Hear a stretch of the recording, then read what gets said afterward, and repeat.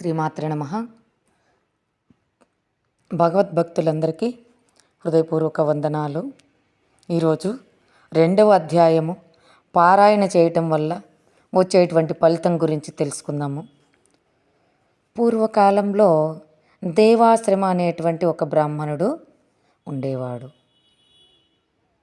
ఇతను చాలా గొప్ప వ్యక్తిత్వం కలిగినటువంటి బ్రాహ్మణుడు, పైగా గుణవంతుడు కూడా. ఇతను చెయ్యని విధులు లేవన్నమాట. అన్ని రకాల హోమాలు చేస్తున్నాడు, దానాలు చేస్తున్నాడు, దేవతా అర్చనలు చేస్తున్నాడు. దేవతలను సంతృప్తి పరచడానికి ఏ కార్యక్రమాలు ఉన్నాయో అవన్నీ కూడా నిర్వర్తిస్తూ ఉన్నాడు. అయినా అతనికి ఆనందం లేదు. అందరినీ గమనిస్తూ ఉన్నాడు. నేను ఇంతగా ఈ విధంగా దైవిక కార్యక్రమాలన్నీ చేస్తున్నా, ఇన్ని చేసినా నాకు ఆనందం కలగలేదే. ఆ రోజు వ్యాసుడు ఏ విధంగా 18 పురాణాలు రాశాను, నేను ఇన్ని చేసినా కూడా నాకు ఉపపురాణాలు రాశాను, నాకు ఆనందం కలగలేదే అంటే అప్పుడు నారదుడు వచ్చి భాగవతాన్ని రాయమన్నాడు. ఆ విధంగా ఇతను బాధపడుతూ ఉన్నాడు. ఏంటి నాకు పరిష్కారం ఏంటి ఇలా విచారిస్తూ ఉండగా సడన్గా ఒక యోగి వచ్చాడనమాట.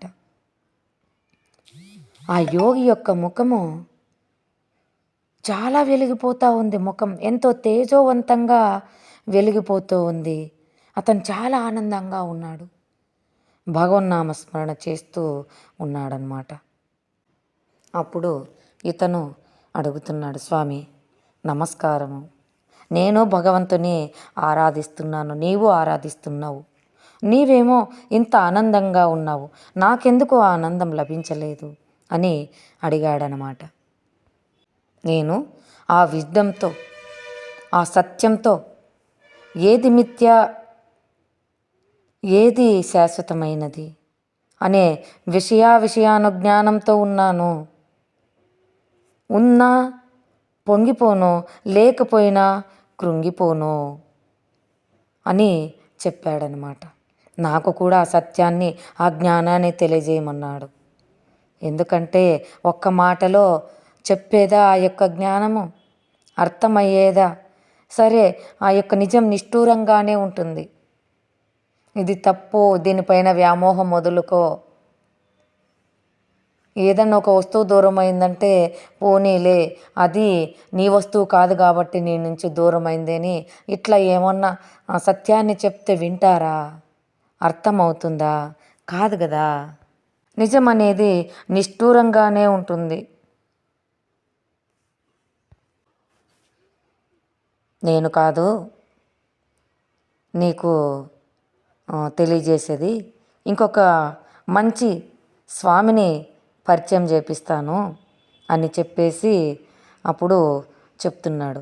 అయ్యా, ఒక వ్యక్తి అడ్రస్ ఇస్తాను, అక్కడికి వెళ్ళు. ఆ వ్యక్తి పేరు మిత్రవాన్ అన్నమాట. అతని పని ఏంటంటే బృందావనంలో శ్రీకృష్ణుడు, గోపబాలురందరూ కూడా గోవులను గోవత్సలానికి వెళ్ళి ఏ విధంగా మేపేవారో ఆ విధంగా ఇతను కూడా మేకను మేపడానికి తీసుకువెళ్ళేవాడన్నమాట. అశోపం అనేటువంటి స్థానంలో ఇతను ఉంటాడు. అక్కడికి వెళ్ళు, నువ్వు అతనితో మాట్లాడు, నీ యొక్క సందేహాన్ని తీరుస్తాడు అన్నాడు. ఈ దేవాశ్రమ అనేవాడు మిత్రవాన్ను కలుసుకోవడానికి వెళ్ళి అక్కడికి స్వామికి నమస్కరించి, స్వామి నాకు జ్ఞానాన్ని ఇవ్వండి అని అన్నాడు. ఈ యొక్క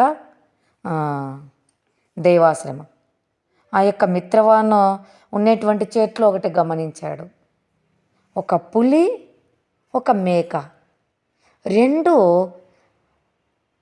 ఎంతో స్నేహపూర్వకంగా ప్రేమ భావంతో పోట్లాడుకోకుండా ఆనందంగా అక్కడ ఉన్నాయంట.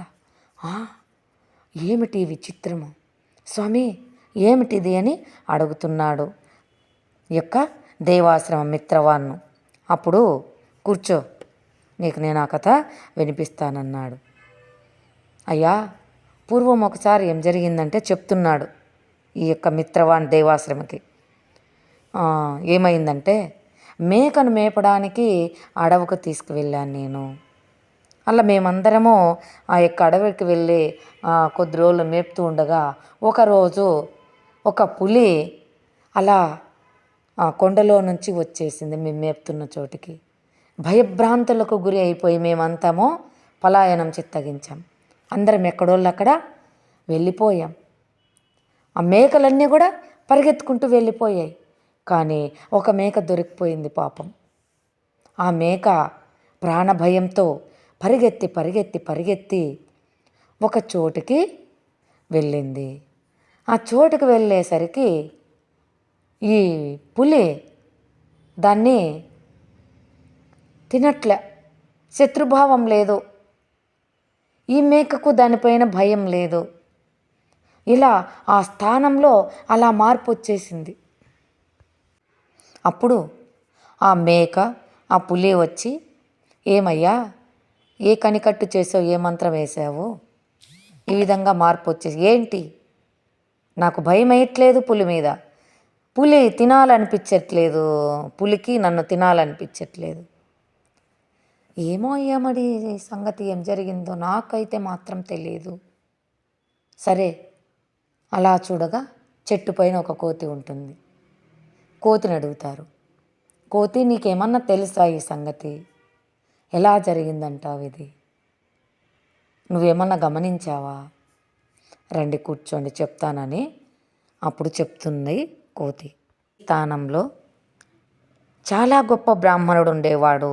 అతని పేరు సుకామ. ఈ స్థానంలో తపస్సు చేశాడయ్యా.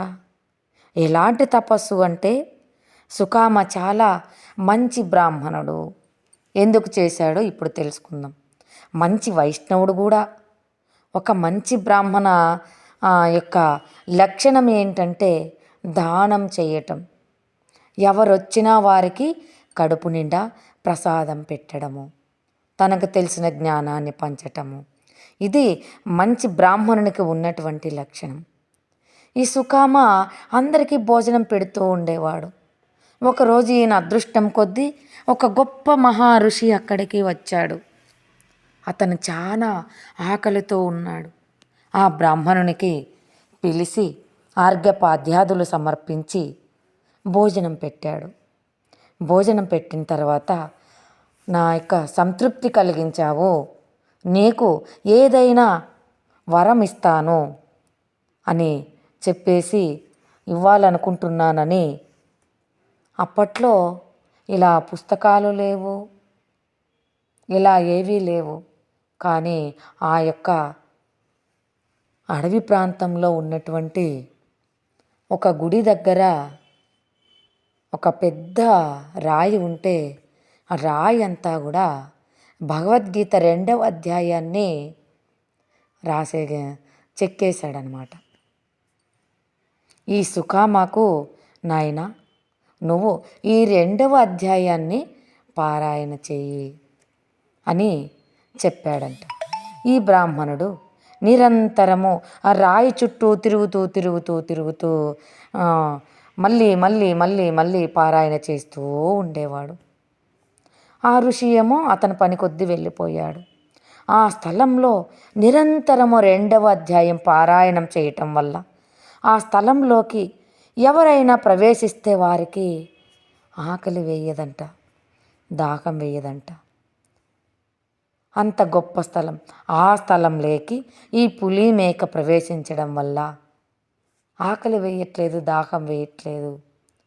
పైగా ఎన్నో సంవత్సరాలుగా దీర్ఘ స్నేహ సంబంధం ఉన్నటువంటి వాళ్ళగా, అన్యోన్యంగా ఉన్నటువంటి భావం కలిగింది, ప్రేమ భావం కలిగింది. ఆ తర్వాత అందుకే ఇలా జరిగిందయ్యా. అంతకుముందు ఈ మిత్రవాన్ అనేటువంటి వాడు ఆ రాయిని గుడిలో ప్రతిష్ఠించి నిరంతరము 2వ అధ్యాయాన్ని పారాయణ చేస్తూ ఉండేవాడు, చేయిస్తూ ఉండేవాడు.